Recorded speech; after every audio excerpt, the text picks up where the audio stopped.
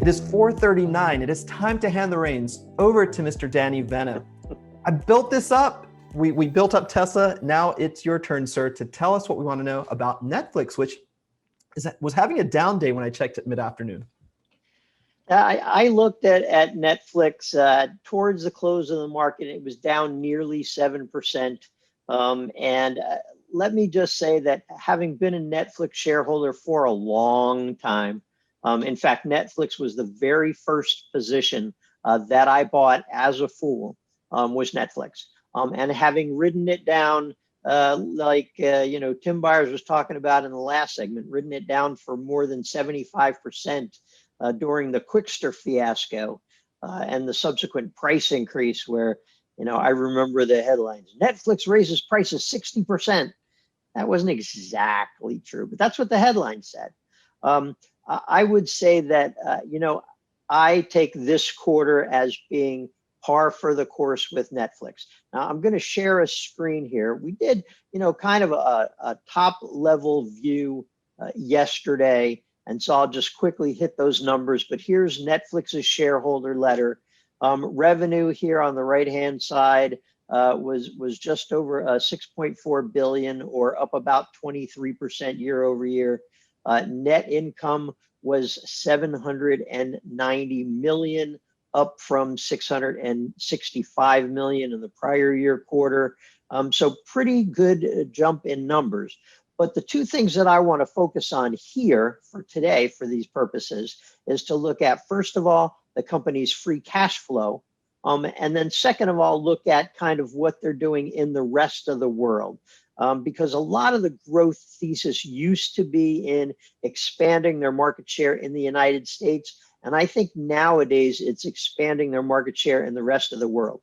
So down here in their shareholder letter, free cash flow for this quarter was 1.1 billion, which is their highest free cash flow on record that I can recall. And I'm pretty sure it's period. And if you look back, this is the third consecutive quarter. First quarter, 162 million. Second quarter, 899 million. This quarter, 1.145 billion in free cash flow. Now, I think that's important because this really adds credibility to one of the long-term Netflix investing thesis, which is once the company takes its foot off the gas pedal for creating new content, then they're going to be able to increase their free cash flow. They're going to drop more profits to the bottom line, and the company is going to be a cash machine thereafter. And the bears say, well, they need to, they're going to need to be able to do that, and there's no evidence that they can. And I think the last 3 quarters is the evidence that shows that that's exactly what's going to happen. Because of COVID, their content production in the second quarter and then again in the third quarter slowed down from what they originally anticipated. And sure enough, free cash flow shot through the roof in those 2 quarters. And profitability was also up. Maybe not to such a degree. But again, I think this confirms the thesis, which is once Netflix, like I said, takes their foot off the gas on content creation, we're going to have a cash machine. Now, the other page that I wanted to focus on here is the regional breakdown.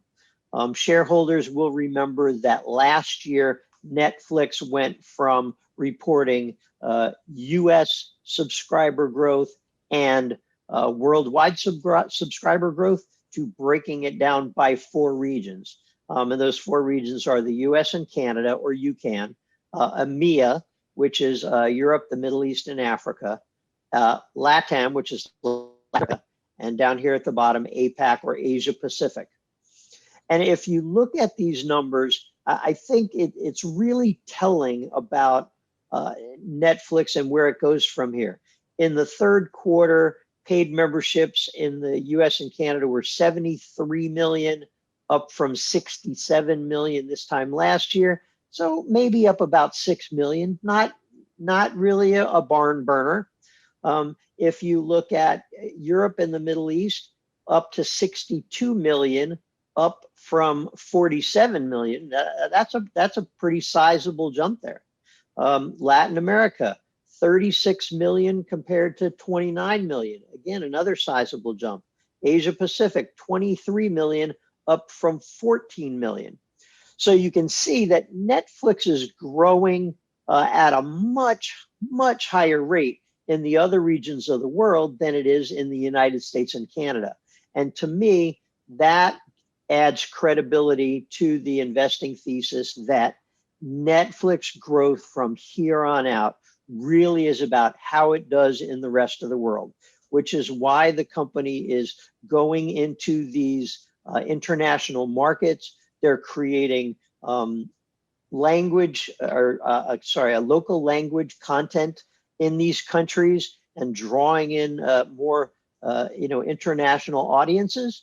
And one of the things that they found, and I'll use one series as an example, Casa de Papel, which in English translates to Money Heist, was one that they created for the market in Spain.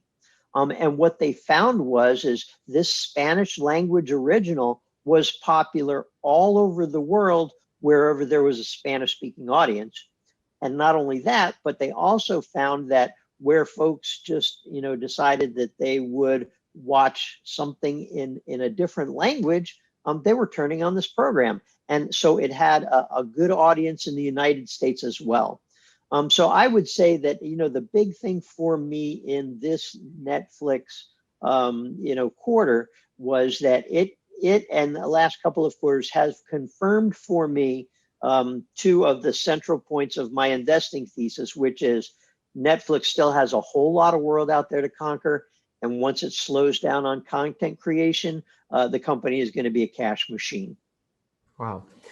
Really appreciate you sharing some key metrics there, Danny, that people who are either more recently invested in Netflix and are watching it go down, or just longer term shareholders who want to see what's the rationale for continuing to hold.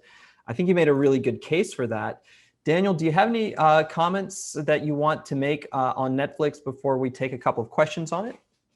I just like, Danny, how you kind of highlighted that, we're seeing a preview of how things could look when content spending, as a percentage of total sales comes down. So I think that this is a preview of, the free cash flow that investors have been waiting on. I think it's there, and it's one of the most sustainable, durable business models I've ever seen.